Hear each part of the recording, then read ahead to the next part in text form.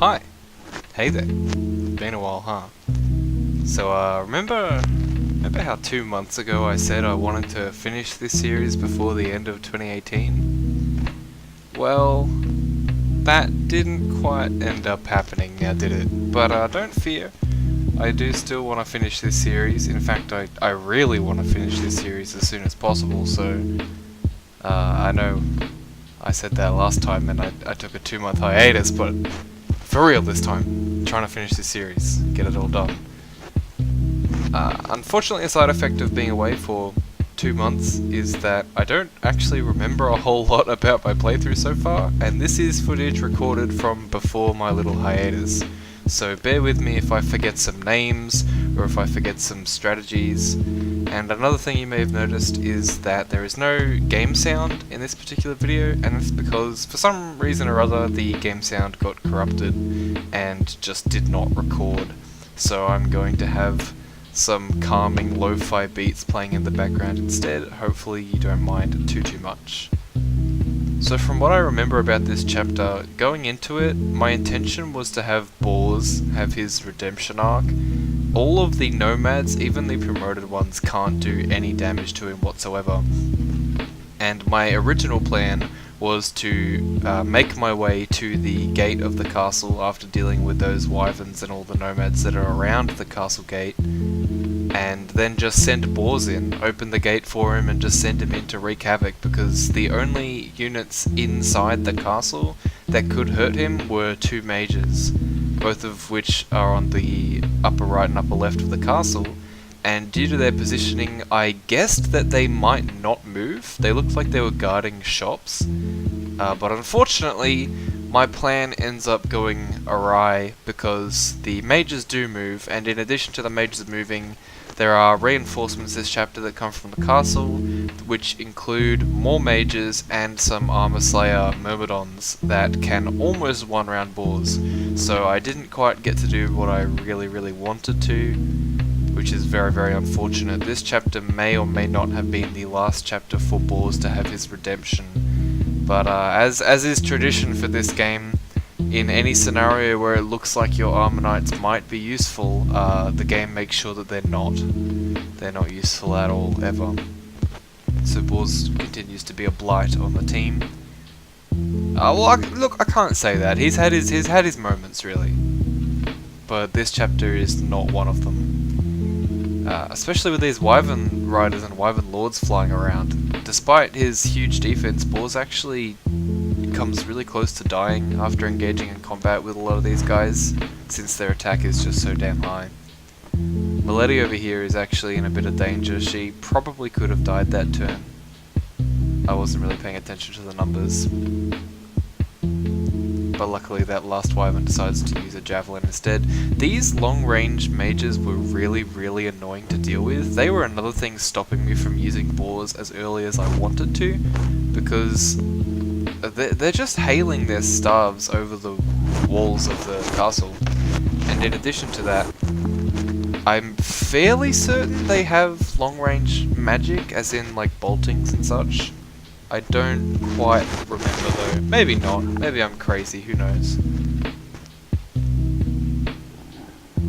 So at this point in time, my plan was to try to get Bors up to the gate still, with my other units basically paving a path for him. I pretty much only need Lance to deal with these wyvern riders. Really, Marcus is kind of a hindrance in this scenario, because his presence means that on enemy phase the wyverns would go for him instead, and the amount of damage he can do is just really subpar compared to Lance. Not saying that Marcus is bad, just that he doesn't add up, really.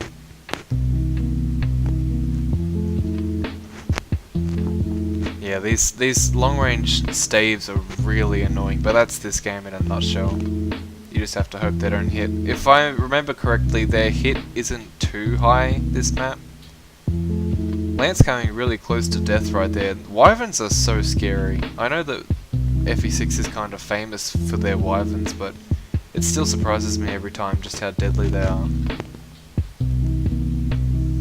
Here I'm just checking the attack of all the enemies here. You can see the only threats are those mages. They don't actually have long range magic, but they do have regular magic tomes that would absolutely shred boars if he were to be in range, which definitely is annoying to deal with.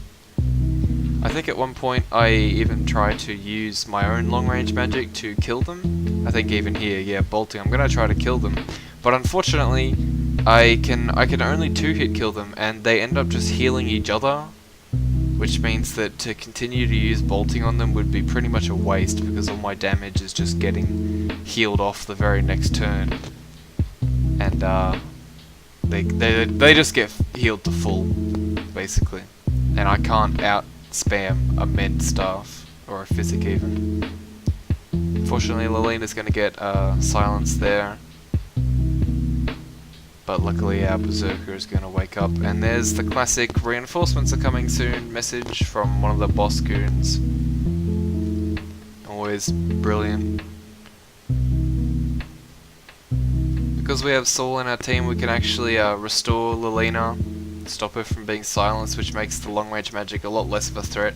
But even so, it still means that one of our healers is forced to not heal for a turn, which is really annoying. Luckily there's only 3 uses on each staff. So yeah, we've got some reinforcements. Get used to these. I'm fairly certain there's quite a few waves of reinforcements this chapter. And they spawn in the same pattern here, basically, I think. Nomads from the south and wyverns from the east. Or I guess the nomads are more like southwest, but you know what I meant. It's not too big a deal though. Rutger honestly can handle the nomads pretty well, even without 2 range. I give him some buddies to help him with what he can't handle, but he can easily take a hit from a few of them, and he can definitely kill them every turn. He's fast enough to double them still, I think. Here I was just testing out Ward's ability to help, and of course he can't, because he's quite possibly the least useful member of my team. And there, Lance caps level. Very, very proud of my boy. Not very proud of how he's gotten himself completely surrounded by wyverns. That's kinda scary. Unfortunately his last level up didn't end up being too good, but you do have to keep in mind he's already speed capped, which is his best growth apart from HP. So it's unfortunate he didn't get at least another point of attack, but all in all it wasn't a bad level up considering that he was capped in speed already.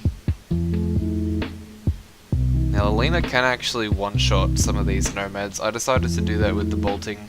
Maybe I should have conserved my bolting more than I did. I don't really know. It's a decent tome, but I don't find that I use it too often. There's not too many scenarios in which I think that having a bolting would be pivotal, but I probably should try to save it a bit more than I am. Roy gets his 19th level up just a few seconds ago as well. I wonder if I'll be able to cap him before chapter 21. It's quite possible. I think I'll put some effort into it. Try to get that done. It'll be kinda cool, I guess. Wolt will get a pretty decent level up for himself right there. And honestly, despite what I said a few seconds ago, he's not faring too badly against the wyverns, although he does have to get some lucky dodges. Even with weapon triangle advantage, it's more likely than not that he'll get hit at least once. And these guys are pretty terrifying. Here I'm just trying to figure out my best plan of attack in terms of getting rid of all these guys. They're kind of getting a bit too close for comfort. I don't like how close they're getting to my healers and squishier units. I decided to leave Lilina in range actually, because she can take a hit and can almost certainly kill on the retaliation since her attack is so damn high. She actually just straight up gets a crit. So yeah, Wood's actually putting in some work here. I don't remember him being this useful, but it has been 2 months, so I apologise for that. Another kill for him right there. And Sue will just dash in and use her bow to take down another wyvern. So at this point I am trying to get ready for my assault on the gate. I still in my head am thinking that Boars is just going to solo it. So that's why I'm not moving my units all the way up in preparation for storming the gate. I'm still thinking I'll be able to just send Boars in by himself. Just does not end up being the case, so unfortunately these mages are probably the thing that hurt the most. If these mages weren't there, I probably would have just sent him in way earlier and wouldn't have had to deal with the reinforcements. Speaking of, these aren't reinforcements, but they actually just opened the gate for me. They got sick of me waiting outside of it, and they're like, screw this, just open the gate, we'll take the fight to them. I didn't know that this happened. Despite looking up the chapter before playing it, I had no idea that they were just gonna open it for me. So this took me by surprise in a bad way, because I was not prepared for having these units start to storm me down. It's a good thing that I was in a decent position to deal with them, and luckily that was probably a good use of bolting right there, doing damage to the mage and then killing him with Marcus, meaning there's only one more long range mage left. I think I just put Wolt in range of one of those Myrmidons, but Wolt has a decent amount of physical bulk for what he is, so I'm not too worried, and he is relatively fast as well. I don't think he's going to get doubled, no. He actually dodges there anyway, so I don't think he was in too much danger there. I don't think he could have died. Looks like we have some more Nomad reinforcements coming from the bottom left. I believe I eventually just send Rutger down to deal with those guys.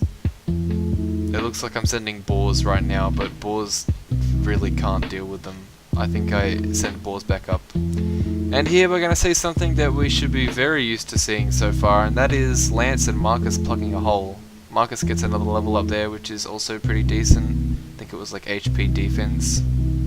He's nearing cap as well. You'd think that he'd already be at cap, considering that we've had him since literally chapter 1 and he's been carrying us since then, but still no.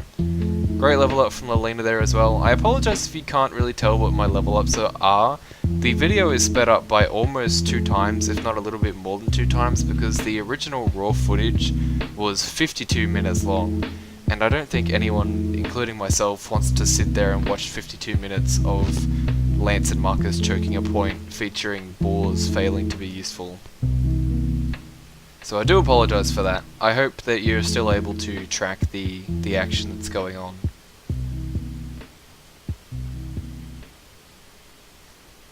Little bit of lull in the action right here. You can see there I did send Rutger down to the bottom left because, as I said earlier, he can pretty much handle the nomads on his own. He doesn't take too much damage from them and he can one-round them. Fortunately we still have wyvern reinforcements appearing from the east, but they are appearing in lower numbers than they were at the start, so they are manageable. 2 wyverns is manageable, 4 is pretty scary. So I think we'll be alright with just those 2. Another bolting use there. I actually broke it on the last of those long range mages. Don't know if that was the wisest thing in the world. We'll see if that comes back to bite me, but I'm sure that no matter what happens I'll be able to beat any chapters that are coming up. I decided to check there how well Saul fares against those wyverns. I figured because he's a magic based user he'd do pretty okay. But his attack is... either his attack is low or light magic just sucks, because he really doesn't do too much to them. It'd be more efficient to use a bow user like Sue. You can see I've got Boars parked just to the left of the gate. I'm waiting for these mages to die, so that he can actually maybe be useful. At this point I'm still thinking that he's going to be useful, that he's going to solo all those nomads up there. Right now what I'm trying to do is get rid of the mages with my paladins, and then I was planning on backing off with them and just sending Boars in on his own. But as I've already said, that's not going to happen. You can see their Boars taking no damage from the nomads. My paladins are going to take damage from it, but honestly their HP is so high that it's not really a problem. And here I've killed the mages, so at this point I'm planning on sending Boars in. This was supposed to be Boars' time to shine. He was supposed to aggro all of them. That was actually a really good level up from Boars right there, if you didn't notice. All the stats that matter except defense, I guess. But yeah, this is supposed to be his time to shine, man. And it was for a little bit. It was for a little bit, don't get me wrong. There are a few turns worth of Boars basically soloing all these nomads. Unfortunately, they keep getting around him and going for my paladins. The idea was that they would only aim for Boars and I'd be able to retreat. But unfortunately, I kind of have to keep my paladins there as a pseudo wall, just to stop all the nomads from spilling out into the rest of my army and just picking off people. So it's not quite a Boars solo, but it's close enough, really. Lilina putting in some work there as well. She is so good. Does so much damage. And Saul, of course, with the healing as a backup. It's very useful having all these units that are capable of rescue dropping. Yeah, all these reinforcements are spelling doom for Boars. I just don't know it yet. Some of these Myrmidon reinforcements that have just spawned have armor slayers. You see there, I think that was one of them. Boars just got taken down to 12 HP. So he's extremely low right now. While the nomads do almost nothing, those armor slayers right there just destroy Boars. He can't take more than one of them per round. Getting some use out of Wolt there. He actually got strength again. Not my Wolt. Hashtag not my Wolt. My Wolt doesn't get strength. At this point, I'm still thinking that Boars can do a lot of work here. I'm thinking I'll probably be able to kill that armor slayer, healed up Boars with physic just so he doesn't die because he was in a bit of a precarious situation. But I can't double this this Myrmidon with Marcus, so I have to actually finish him off with Sue. Otherwise Boars would have been in big trouble. I still at this point thought that this was a one-off and that Boars would be able to solo the rest of whoever's left, but the reinforcement Myrmidons, there's actually one reinforcement Myrmidon every time that spawns with an armor slayer. So this place is just really not safe for Boars, and I believe mages come as reinforcements later as well. There actually is a nomad there, it seems, a promoted one, that can damage Boars by 1 HP every turn, or 1 HP every hit rather. I didn't think that they could, but it turns out due to stat variation that they can actually get one more attack, and that means that they can pierce Boars' defense. So he's not quite as invincible as I originally thought, but even so, if it was just them and not the armor slayers and not the mages, I think Boars still could have soloed all these guys. Unfortunately, this game hates armor knights. Just never wants them to be useful, and here I'm just going to retreat with Boars and just set up the wall that we're so used to seeing at this point of Lance and Marcus, because they can handle pretty much anything and everything, and they will. Little support there between Lilina and I've forgotten his name because he's not important. I usually just skip supports. If you've watched my other videos where supports come through, I usually just skip them, but I hadn't actually read that support before, so I decided to take a bit of time to read it. Luckily or unluckily for you, depending on your perspective, you don't have time to read it in this video. If you're interested, you can go look it up. I think it was just the C support between them anyway. I've mentioned before that I'm not really concerned with making good use of supports this run. I probably should have, considering the quality or lack thereof of my units, but I just could not be bothered. The supports in this game take ages to form anyway, so I didn't feel there was too much point, and I kind of just activate them whenever they're available, just to get rid of the prompt, so I don't accidentally press it during important situations.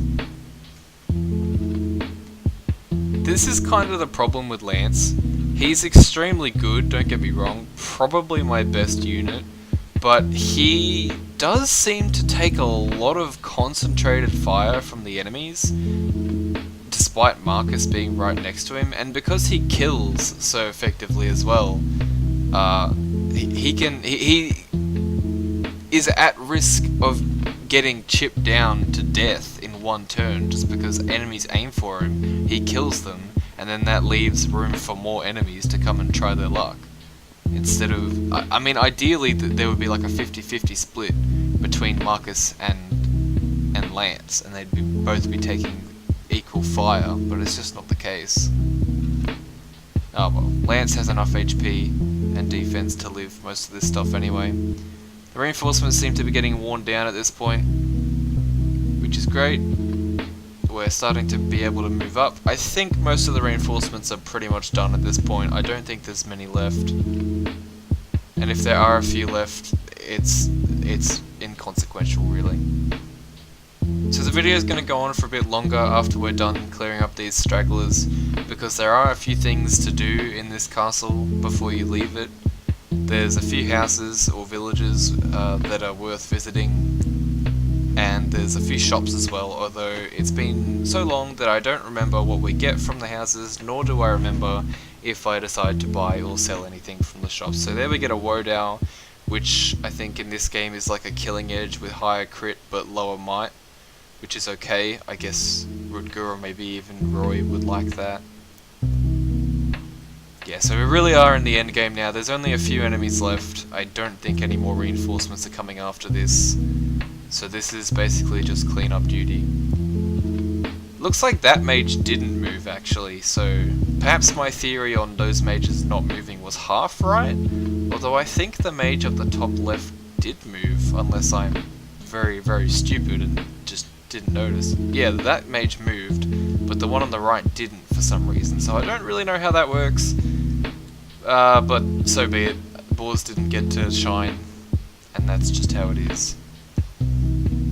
Here I'm trying to split up my units so they can evenly sell some of the stuff they have, as well as visit villages. We get an energy ring from that house, which is great. I've definitely got a few units that are in need of a bit of extra strength, although I'm not entirely sure who I'm going to give it to.